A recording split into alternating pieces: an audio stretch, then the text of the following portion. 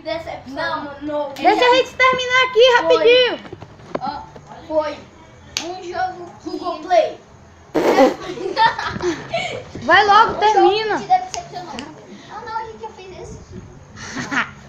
Tá no sexto, vai. Um jogo que a gente odiou. Decepcionar, tipo, eu me decepcionei. O jogo que te decepcionou. Meu? Não.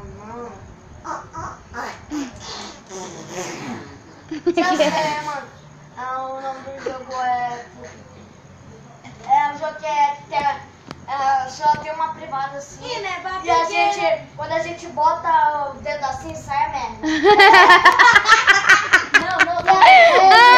A gente aperta o botão e a merda cai.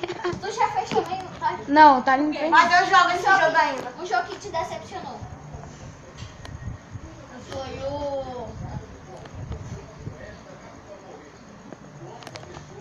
esse filme. Tô com vontade de mexer no mundo. Quer passar?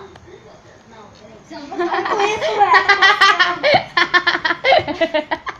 Meu Deus. Olha pro meu filho. Ai, toda vez eu esqueço desse jogo. É o Minecraft que... o Minecraft 2. Não, é o Pocket Edition. É o Pocket Edition. Explorationite. Explorationite. Explorationite é feio. Decepcionou, vou matar o cara aqui. Olha, o som da privada. Não fica bem assim.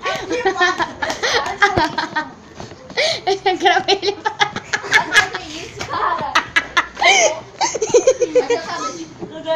Tá aqui comigo agora. Um jogo que me decepcionou foi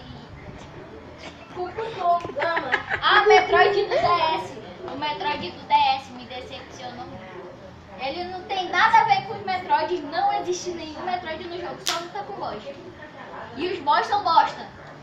Só digo isso.